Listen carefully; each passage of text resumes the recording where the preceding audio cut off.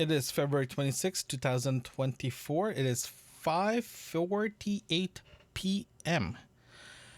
Yes, it is pretty late. I literally just got home about an hour ago, hour and a half ago. No, about an hour ago. I was in downtown all day, just literally working in different locations. There was one point I was working in the cafeteria of a hospital. Yeah, so I ended up ending up working there for a bit. Do my day job. Wi-Fi wasn't the best, but it's doable. The food was not bad. I ended up just staying there because I have to be in that area. So I just stayed there, put my feet up, and work for a bit. So I just want to give you guys some update on this ART tube MPC issue that I was having. I've been talking about it for a while now. So here it is. Originally, I was planning to buy two of the tube MPC to find out if I can use this setup as a mobile studio, but using a tube preamp with a compressor going into a recorder, and the recorder's job is to record now. Just to give it a little bit more warmthness, that's why I was looking for a tube preamp, and a very simple compressor, because I want to compress the signal going into the recording instead of doing in post, just to give it a little bit more, substance to the recording. As you guys know, I had issues with the tube MPC since day one. Like, I bought it when it was working perfectly. It was perfectly the way I wanted it to work.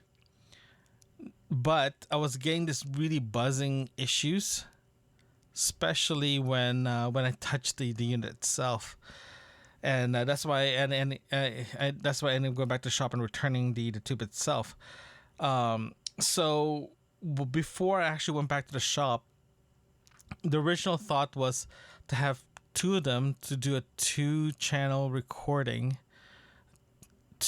between myself and my guest or my co-host at your book club, especially when we do a live recording, because when we do a live recording, it's nice to hear the warmthness of the voice instead of the digital sounding when you record, especially if there's any dynamic processing within the recorder. So sometimes I'm not a big fan of it. It's too, for me, it's just too fake. I prefer outboard equipment, especially an analog outboard equipment. But anywho, I've checked different outboard gear that fits my needs, especially the form factor issue. All the compressors that I want to use, they're all one rack or one RU. So this means I have to rack mount it. I have to do a lot more things to it. I just don't want to do that. When I decided to go with the ART, I did a little bit of research. Some people swear by them. Some people hate them. Some of them are just a hit and miss type product. So I took a gamble buying one just in case, and it worked when it works, right? But if it doesn't work, it is a pain to troubleshoot.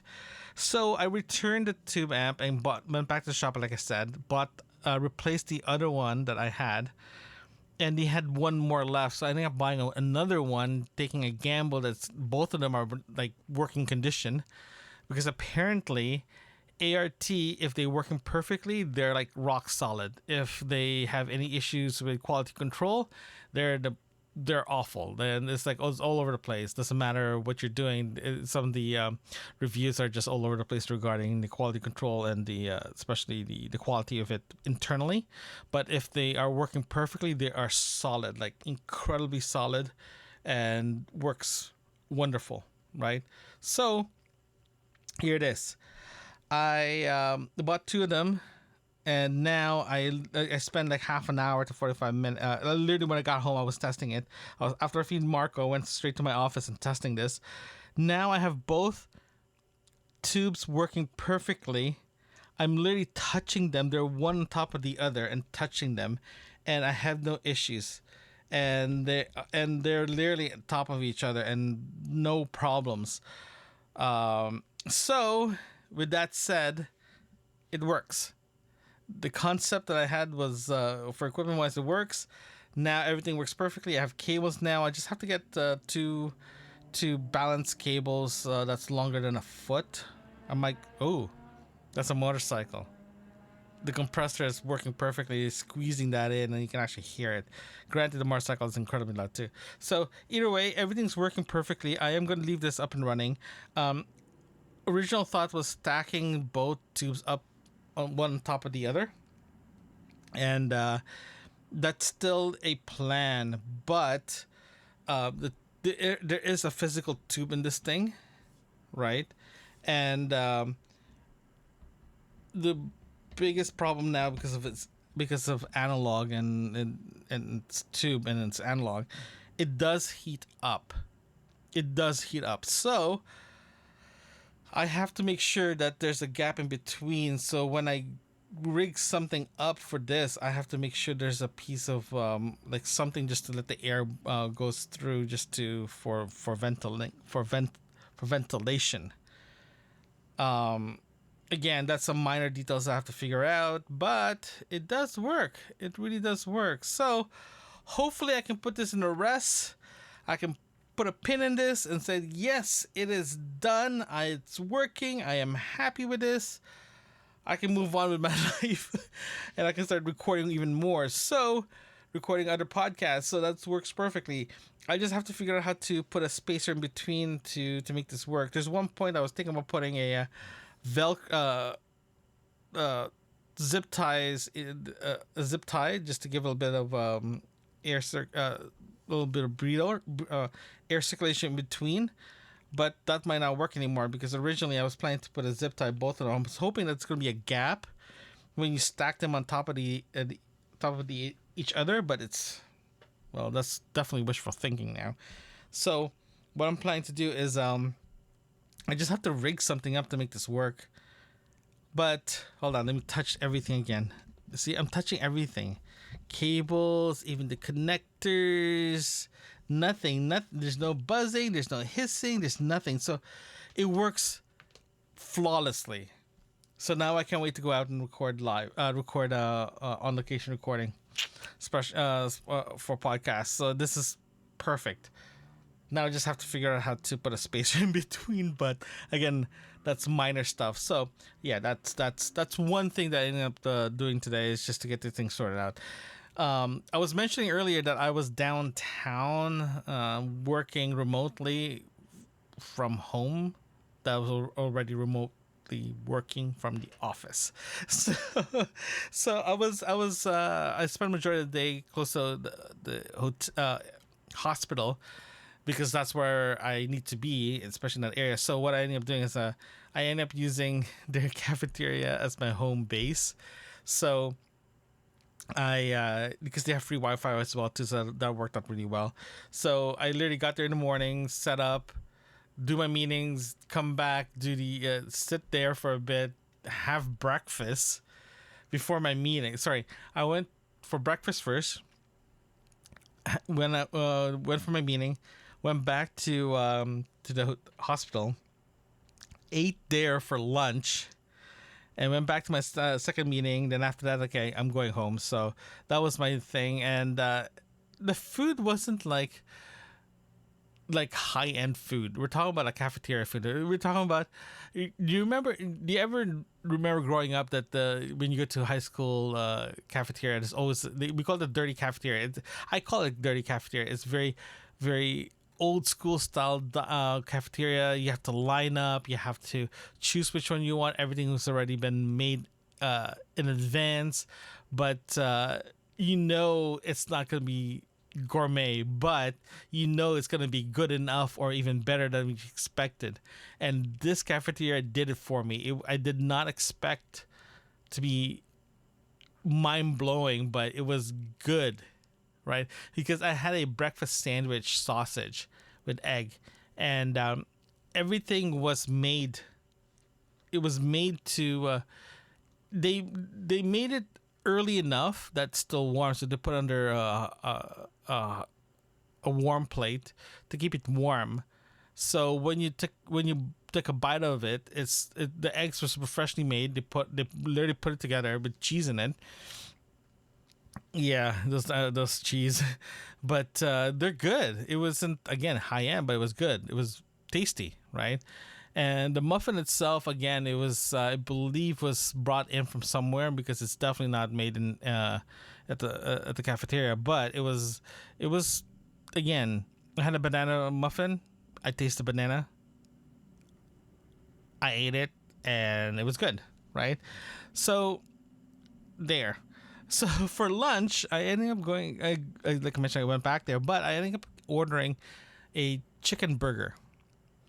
Their fixings was not high end, like it wasn't a lot, but it was. They gave me generous fixings, generous portion chicken. The buns were toasted, and when you take a bite of it, it was seasoned properly. It was very good chicken, right? Again, they cooked it in advance. They put it aside, and after that, as per order, they'll heat it up and they serve, right? So that's what I ended up doing for lunch, and they did have patties there. So I'm actually going back in that area tomorrow again. So I might stop by and grab a beef patty. I'm gonna find out what kind of beef patty it is. If it's a Patty King, even better. So yeah, my expectation for cafeteria in a hospital is actually doing really, really well. In my expectation, it was not that bad. If I have to give it a rating, I'd give it about a 7.5 out of 10. To be honest with you, it wasn't. Again, it wasn't that bad at all. It was actually very good. I was very, very impressed. I'm not gonna hate on it. It was very good. For in a pinch, it was great. Free Wi-Fi, it's great, and it's kind of funny though because I noticed that there's a TV, there's a display in the wall, and I noticed that there was a patient number and the status if they're doing surgery, if they're seeing the doctors, anything like that. It was designed for families to be there waiting for their loved ones or their friends or whatever finishing their procedures. So looks like it's just a number they give you, but I noticed that they everyone walk around with this card with a number, and they just refer this number to the board. And I've noticed that it felt like it was like an arrival of a revival. Blah, blah, blah, blah, blah, blah. It feels like a arrival lounge of an airport. Everyone always looks at the board, waiting for something to come in. Next thing you know, everyone like grab their stuff, run out to the cafeteria. So it was pretty. It felt like it was an airport. I'm just hanging around with an airport instead of like planes coming in as patients finishing their procedures. So it was, again, it wasn't weird, but it was weird enough, right? And yeah, I was very, very. Yeah, it was just a nice day to do something different.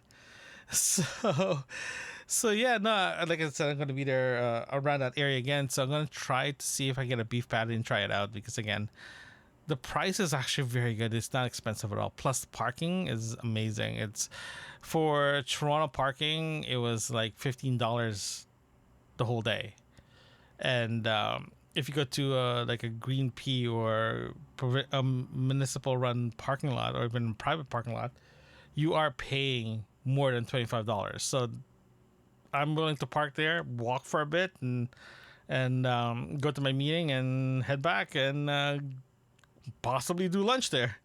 So yeah, it was a good day. So I'm gonna go check out Rest with Marco, and I'll chat to you guys tomorrow. Good night, guys.